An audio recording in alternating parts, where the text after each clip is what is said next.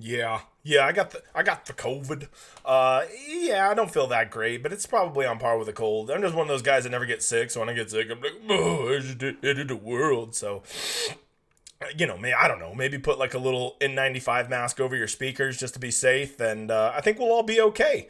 I'm gonna make it. I'm still here for you. I told you, I'm reliable as fudge. You can count on Friday and Saturday. I'm fighting off the plague right now, and I'm still here for you to make sure you get your Showdown Hoedown. So thank you for being here. This is our first show back since the last Showdown Hoedown, which was round 4 llast week at the John Deere, which I killed it. My golfing buddies killed it. Like every person that follows me on Twitter killed it. I almost had to take off a hole at Paiute golf course there in Las Vegas just to retweet everybody because there were so many freaking winners. It was unbelievable. Hopefully, we'll just continue that momentum right on into this weekend. Very excited about it. I hope you're here for the first time. Actually, you know what? I hope a lot of you loyal mother fathers, are here as always, and I appreciate you very much. We got to 1,000. It's unbelievable. We're actually monetized now, which I wasn't even that worried about getting to 1,000. Matter of fact, I'm not even going to put ads on the channel or anything yet. We're just keep growing. We're not even going to do the whole monetized thing. Let's just keep growing. We'll worry about getting paid later from YouTube. But for all of you that don't know, I'm the Degenerate 75. I'm a high-level PGA DFS player, and I normally have even more energy than this, which you're probably saying, wow, that's a lot, but yeah, this is like me at like 50%. And I bring a lot of shit-talking and entertainment and a lot of knowledge about how to be good at PGA DFS. Not just at Showdown slates that we break down every Friday and Saturday night here on the Showdown Hoedown, but we also do a week-long stream every Wednesday at, well, I don't want to say the time because it's probably going to be different this week because, they're over in a fucking another continent right now, so it makes it a weird for me to like give you enough time to make your lineups because you should never make your lineups before you watch my stream because you get to ask me hard questions, but I ask you even harder questions. And then, like if you're making lineups before that, say your prayers, brother. Good luck to you. Good luck to you. If you're not much of a YouTube guy, check me out in pod form. We're on all the major pods. You go leave me a 5-star review on Apple Pod. And say some nice words, you'll get into my big ass drawing. You don't know, I've already given away a bunch of Million Maker tickets for this coming up Wednesday for the Open Championship. But if you don't know, my giveaways are a lot cooler. I don't just give you $25. I put the lineup in for you. We make it together. You and I will communicate DMs and we will make our lineup together and we will split any profits 50-50. And I've already given away, 5 or 6 of them. And it's cool because you get to work with me and you get to see my process and you get to we get to bounce ideas off of each other and we end up compromising and making the best lineup that we both like. So that's what we'll do. And you know what? Winning $1 million would be pretty cool. Well, it'd be $500,000, but let's not fucking lie. That'd be pretty cool too, right? So that's what we'll be doing. All you got to do to get into that drawing is like this video. Go leave a comment down there saying who is the one guy you are definitely playing tomorrow. The one guy you are definitely playing. And don't forget to leave your Twitter handle. That's how my editor knows to put your name on the big wheel. Also, go over on Twitter, retweet it, and like it. Like the little show preview on Twitter, and that'll get you another drawing in there. So do those 2 things for me. You'll be in the drawing. That's easy. All right, it's Showdown season, guys. Everybody's week long sucks. There's just no way that it seems like everybody played the win narrative, and then the 2 donkey chalk guys, Xander and Fitzpatrick, came from the bad side, and then all the guys from the good side, Scheffler and guys like that, they just decided to blow dick anyway. So it's chaos out there. My week long shot. I wasn't very invested this week. I wanted to save my money for Showdown and the Open Championship next week. So let's get going. Actually, you know what? I'm getting ahead of myself. Big news to announce. If you don't know, like every Sunday, and I really appreciate you guys DMing me and stuff, but I'm talking legit. I get over 100 people that DM me every Sunday with questions and thoughts and stuff. And it's like overwhelming how many messages I get. And I'm not talking shit. I told people you can hit me up. I'll never big dog you. But at some point, it's like I have to have a life. So I ended up making a Patreon. It just seemed like the next logical thing to do. Plus, people want more information than I provide on the Showdown Hoedown. And they want more in-depth analysis. And so I decided to put that all in one spot. You can see right here, my Patreon. It is starting today. I will start posting stuff tonight. I have 3 categories here. The $5 one will get you your basic stuff. It'll get you in the general discussion from everybody that's in the Patreon. It'll give you my exposure spreadsheets, all my model categories, like what statistics I'm looking at for that week and what I'm putting in my model to generate all the numbers for my model, stuff like that. And then there's the second tier, the $10 a month. And by the way, I'm going to do a full yearly package that'll be way cheaper, but Patreon won't let you do that till you have an established account. So I just got to do it monthly right now. So sorry about that.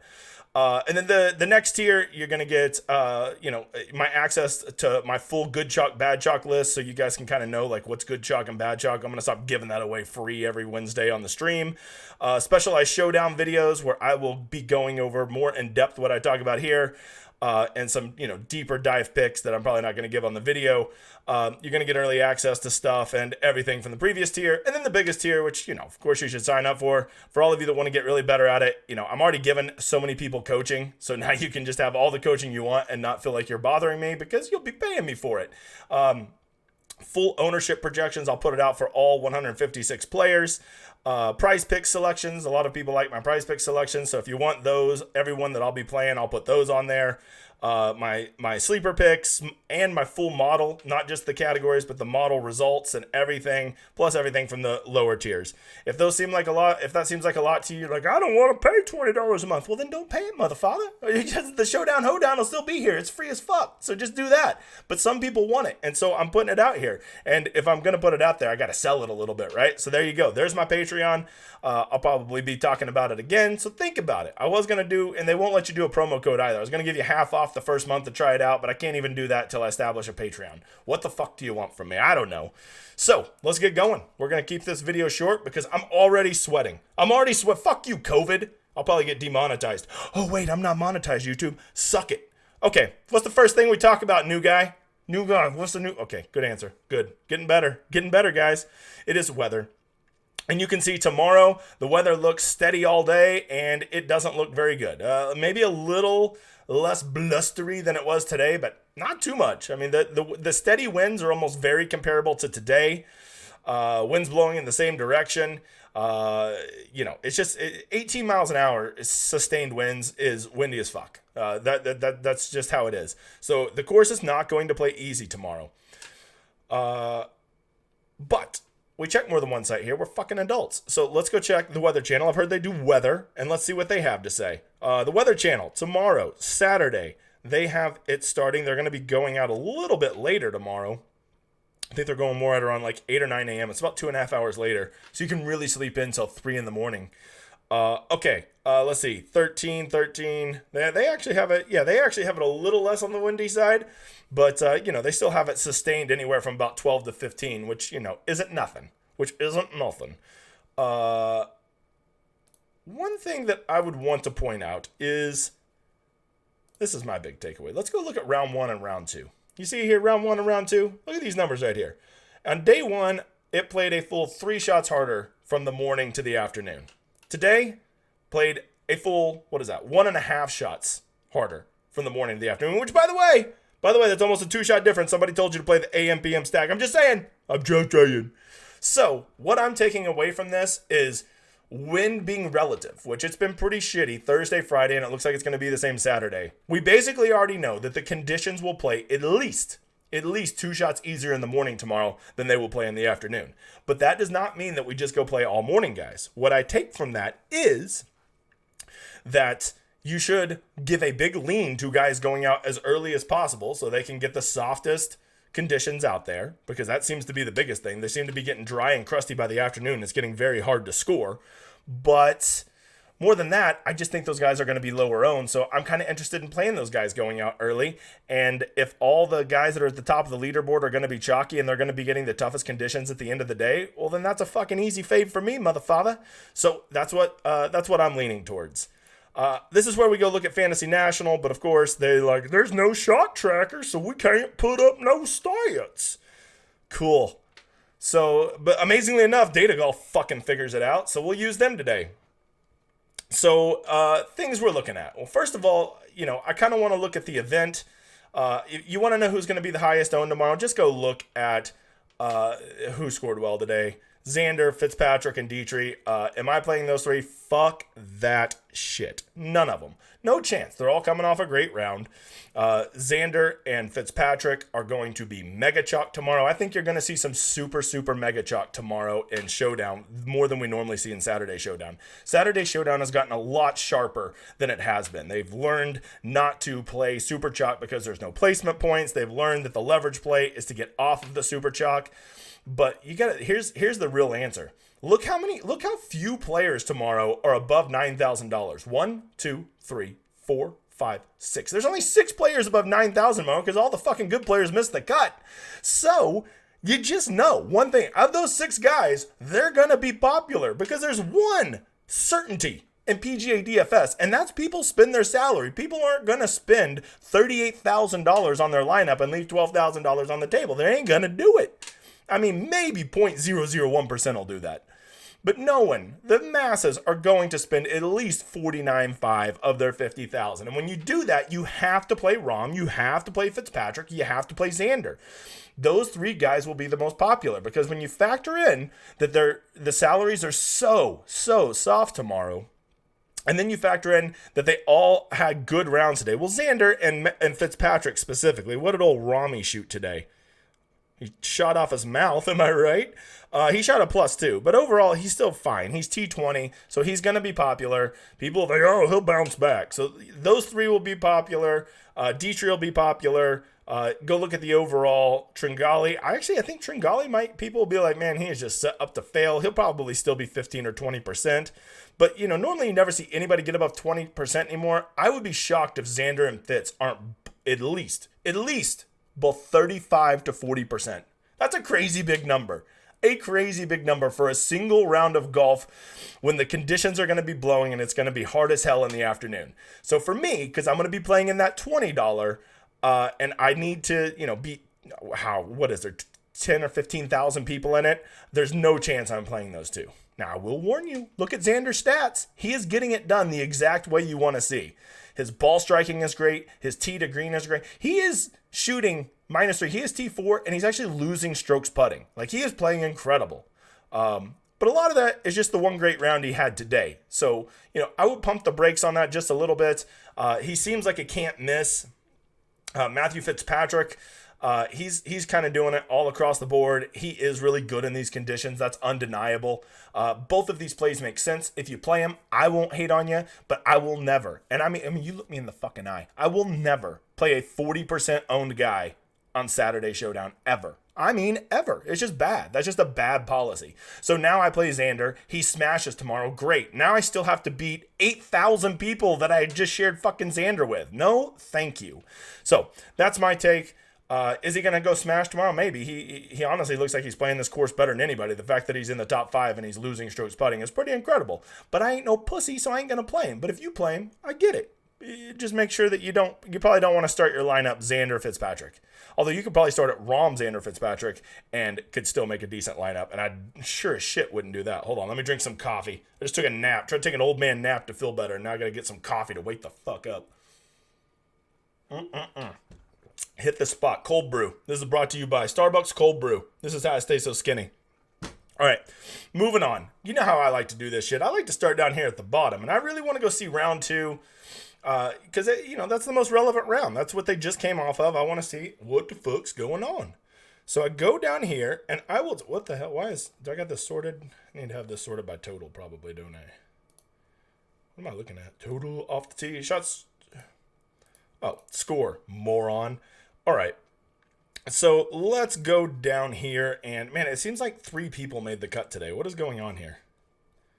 Like some people missing? Okay. Anyways, I like to look down here at the +3 guys. And why these guys? Well, first of all, no one's going to want to fucking play them.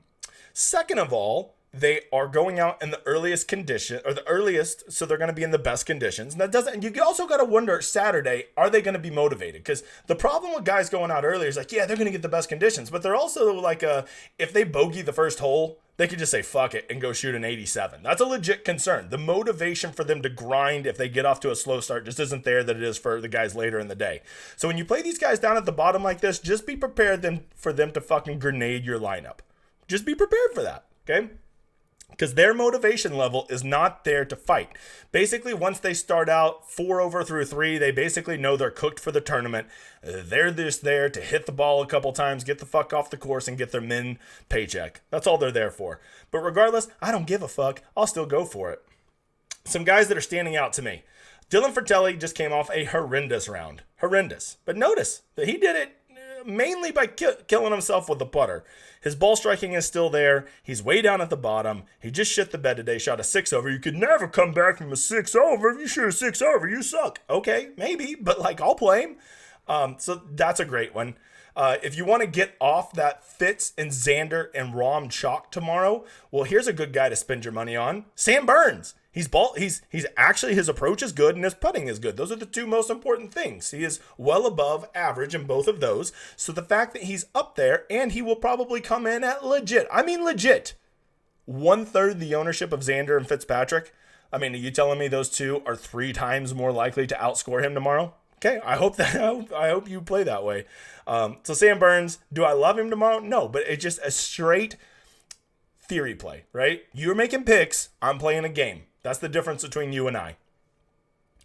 Other guys down here that are really doing some things that I like. Oh, Russell Knox, 5 over today. He'll be terrible, but don't forget his putting and his approach have both been very good this tournament. So I'm not scared. Cam Smith looked horrendous today. He is not doing anything we want. Matter of fact, the flat stick is the only thing saving him. He sucks. You could never play him. I'm playing him. It doesn't fucking matter. He's a world-class player. He can turn that shit on and off. And I can legit see him shooting an 83 tomorrow. I don't care. Other guys, check out this guy right here. Mikko Korhonen. Great ball striking through 2 rounds. Haotong Lee, fucking smashing on approach, right? This is what I'm looking at. And I'm really trying to stay with these +2 and +3 guys. Guido. I tipped Guido week long, and he is ball striking like a motherfather. He can't putt, but Guido normally can't putt. But if he keeps ball striking like that, he's going to give himself some chances of birdies. Mark Warren, picking up on approach, picking up at putting, the 2 things I want to see. Let's see. Who else is really tickling my fancy? This is just round 2. Oh, Troy Merritt had an amazing round today, ball striking, and actually lost putting, and he's actually a pretty good putter. Nick Taylor did some good stuff today. Let's see. Anybody else that really... Oh, Tommy Fleetwood was terrible on approach today and came off a good round. He might get a little too chalky for me because you got to remember, guys, people are going to spend their money on lineups. They're going to spend their money on guys. Fuck, I was looking at an event there. Let's just go look specifically at round 2. Hey, you can't give me shit. I'm fucking sick. Okay, I get to be a little foggy-brained. Let's see here. So just in round 2, El Stupido... let's see. I mean, we do need to look at both of them anyways. Give us an overall picture and then a more zoomed in picture. My God, Guido killed it at ball striking today. Maverick McNeely wasn't bad today. Not the kind of guy with... Troy Merritt was amazing today, as we already said. Nick Taylor was amazing today. God, Matthew Jordan. Horrendous. Max Homa. Oh my God, Max Homa. If that's not a... Okay, there's my one guy I'm definitely playing. Look at that ball striking versus his short game and stuff. And maybe Max is just terrible short game and doesn't have a link style game. But, if I can get Max Homa going out early in the best conditions, I'm starting to think he's a borderline world-class talent, like a top 20 player. And he's ball striking. Yeah, he might go suck tomorrow, but that's what I want to see. My God. That's why you go look at who played well today.